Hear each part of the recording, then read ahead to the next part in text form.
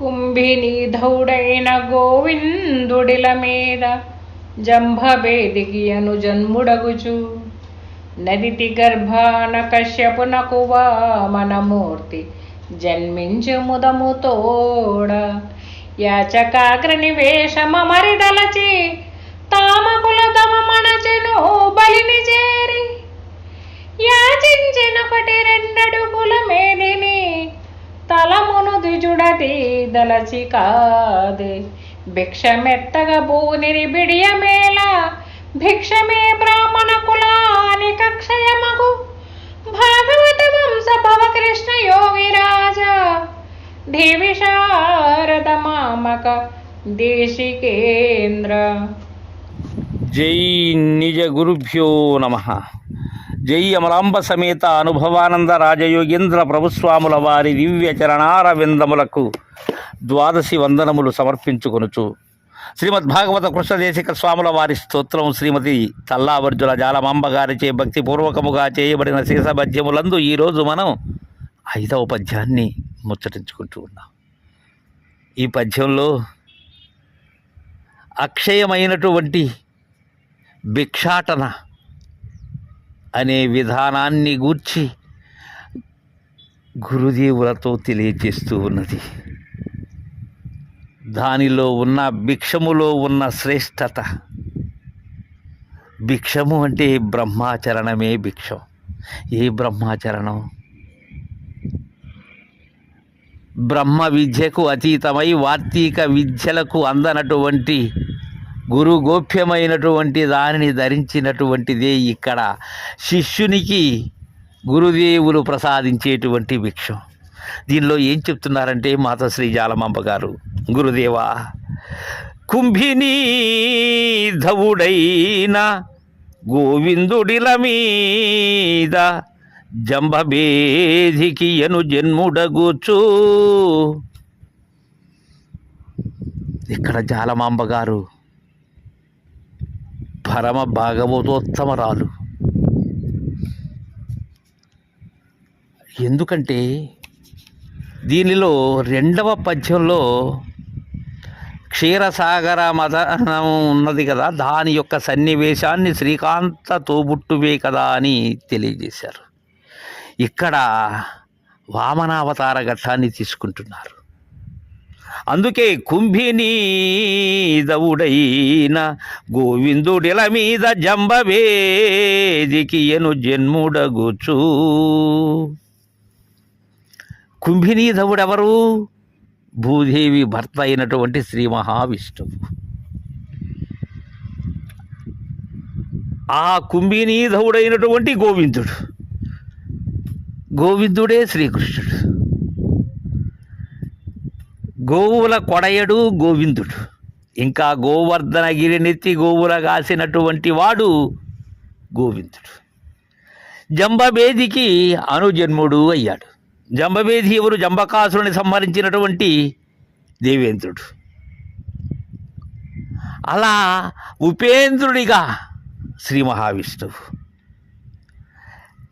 అయ్యి ఎవరికి జన్మించారు? వామనుడుగా నదితి గర్భాన కశ్యపునకు. అతిథికి కశ్యప ప్రజాపతికి జన్మించాడు వామన అవతారంగా, వామనమూర్తిగా. ఎంతో ఆనందంతో జనించాడు. ఎందుకని? బలి యొక్క గర్వము ఏదైతే ఉన్నదో దానిని అణచుటకై. అది ధర్మాత్ముడైనటువంటి బలి యొక్క ఆ దేవతా వైరం ఏదైతే ఉన్నదో దానిని పరిమాపుటకై జనించాడు. యాచకాగ్రని వేషమమరి. ఏమి వేషాన్ని ధరించాడు? యాచకాగ్రని. అందుకే వామనుడయ్యాడు. యాచకాగ్రని వేషమమరి తాల్నిచి. యాచకాగ్రని వేషమమరి దలచి తమ కుల ధర్మమనే కదా బలిని చేరి. తమ కుల ధర్మం ఏమై ఉన్నది? భిక్షాటన, యాచక వృత్తి అయి ఉన్నది. అందుకోసమే బలిని చేరాడు, బలి చక్రవర్తిని చేరాడు. చెరి యాచించెన్నొకటి 2 అడుగుల మేధిని తలమును. యాచించాడు. ఏమి యాచించాడు? 3 అడుగుల దానాన్ని కోరాడు. వామన అవతారంలో వామనమూర్తిగా బలిచక్రవర్తిని. శుక్రాచార్యుడు వలదు వలదు అంటున్నా బలిచక్రవర్తి ఆ దానము ఇచ్చేందుకే సంసిద్ధుడవుతాడు. అవుతూ ఎన్నో విధాలుగా చెప్పి చూస్తాడు ఎవరు? శుక్రాచార్యుడు. అయినా వినడు బలిచక్రవర్తి. వినక వామనమూర్తికి 3 అడుగులు ఇచ్చేందుకై సంసిద్ధుడు అవుతాడు. అయి 3 అడుగుల దానాన్ని ఇచ్చేటువంటి సందర్భంలో యాచించే నొకటి 2 అడుగుల మేధిని తలమును ద్విజులది తలచి కాదే. బ్రాహ్మణులైనటువంటి వారు అది తలచి కదా గురుదేవా, వారు అది మనసులో పెట్టుకొని కదా వామన అవతారంలో వామనుడే భిక్షమెత్తినట్లయినటువంటి విషయాన్ని వారి మనసులో దాచుకొని భిక్షమెత్తగా బూనిరి. అలా భిక్షాన్ని స్వీకరించారు. అలా యాచకులుగా వారి యొక్క జీవన విధానాన్ని జరుపుకుంటూ ఉన్నారు. ఆనాడు ఎవరు చెప్పినా వినలేదు బలి. తన కుల గురువు అయినటువంటి శుక్రాచార్యుడు చెప్పినప్పటికీ కూడా శుక్రాచార్యుడితో అంటాడు బలిచక్రవర్తి. కారణం మనకు జాలమాంబ గారు పరమ భాగవతోత్తమురాలు అనేటువంటి విషయం ఇక్కడ మనం అవగాహన చేసుకోవాలి. ఈ సందర్భంలో గురువుని శ్లాఘించేటువంటి విధానంలో ఆయన యొక్క వృత్తిని గౌరవించేటట్లుగా చెప్తుంది. బలిచక్రవర్తి శుక్రాచార్యుడు అన్నప్పుడు ఒక మాట అంటాడు.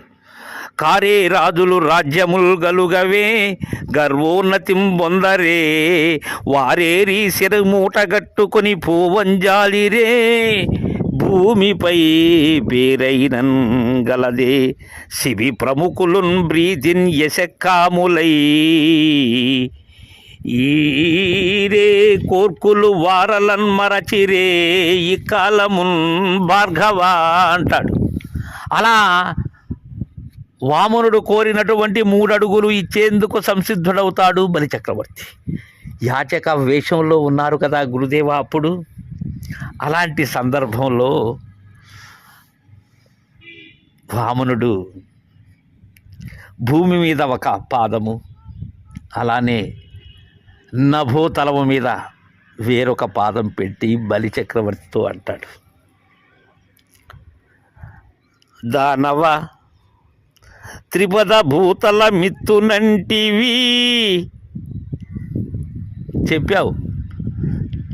3 పాదములు పట్టేంత స్థలాన్ని నాకు ఇస్తానన్నావు. దానవ త్రిపద భూతల మిత్తునంటివి ధరణి చంద్రార్కులెందాక నుండు రంత భూమియు నొక్క అడుగయ్యే నాకును స్వర్లోకమును నొక్క చరణమయ్యే నీ సొమ్ము సకలంబు నేడు 2 అడుగులు గడమ పాదమనకు గలజె భూమి ఇచ్చదనన్నర్థమీని దురాత్తుండు నిరయంబు బొందుట నిజముగాదే కాన దుర్గతికిని కొంతకాలమరుగు కాక ఇచ్చదవేని వేగంబు నాకు ఇప్పుడు 3వ పదమున కిమ్ము చూపు బ్రాహ్మణాధీనములు ద్రోవ బ్రహ్మవశమే. ఓ దానవేంద్ర, 3 అడుగుల నేలను దానమిస్తామన్నావు. భూలోకం సూర్య చంద్రులు ఉండే స్థలం నాకు 1 అడుగైంది. స్వర్గలోకం 1 అడుగైంది. నీ ఆస్తి అంతా నాకు 2 అడుగులైంది. తక్కిన 3వ పాదానికి భూమి ఉందా? ఇస్తానన్నదాన్ని ఇవ్వకుంటే నరకానికి వెళ్ళవలసి రావడం నిజం. అందుకోసం నరకానికి కొంతకాలం వెళ్ళు. అలా కాకుండా 3వ అడుగు ఇవ్వదలిస్తే వెంటనే నాకు 3వ అడుగుకు చోటును చూపించు. బ్రాహ్మణుల స్వాధీనంలో ఉన్న వానిని కాదనటానికి బ్రహ్మకు కూడా సాధ్యం కాదు అంటాడు. అప్పుడు 3వ అడుగును తన శిరస్సు మీద మోపుకునేందుకు బలి సంసిద్ధుడవుతాడు. అంటాడు అప్పుడు బలిచక్రవర్తి, నృతంబుగా నిసుడియదు నా జిహ్వా,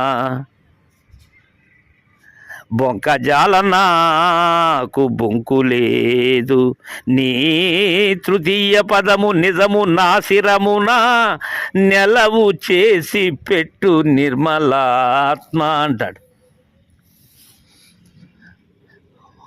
ఓ స్వామి, ఓ యాచకాగ్రణి, భూమికి సరిపోయిందంటున్నావు కదా, తరువాత పాదాన్ని నా శిరస్సు మీద పెట్టు అంటాడు.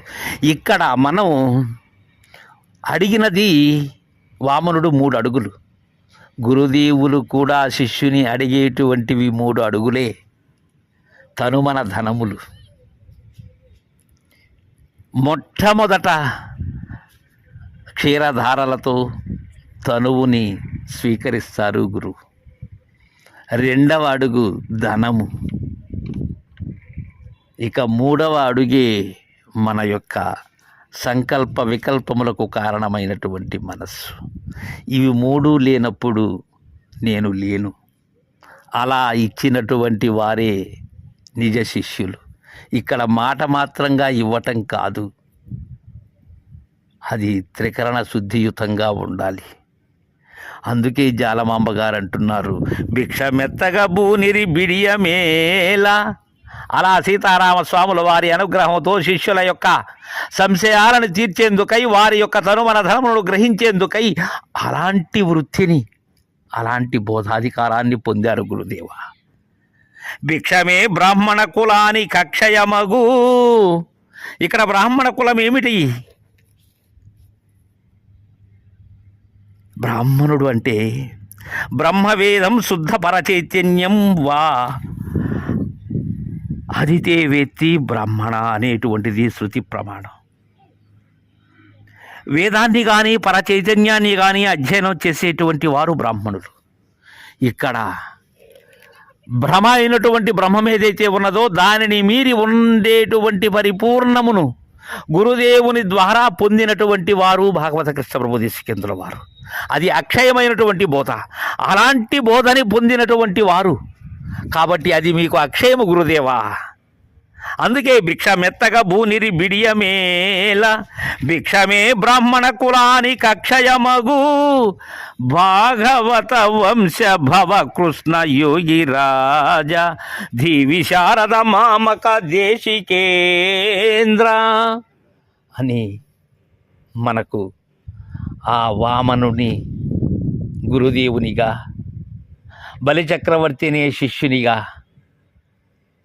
జాలమాంబ గారు అందజేశారు. తరువాయి పద్యాన్ని రేపు ముచ్చటించుకుందాం. జై గురుదేవా.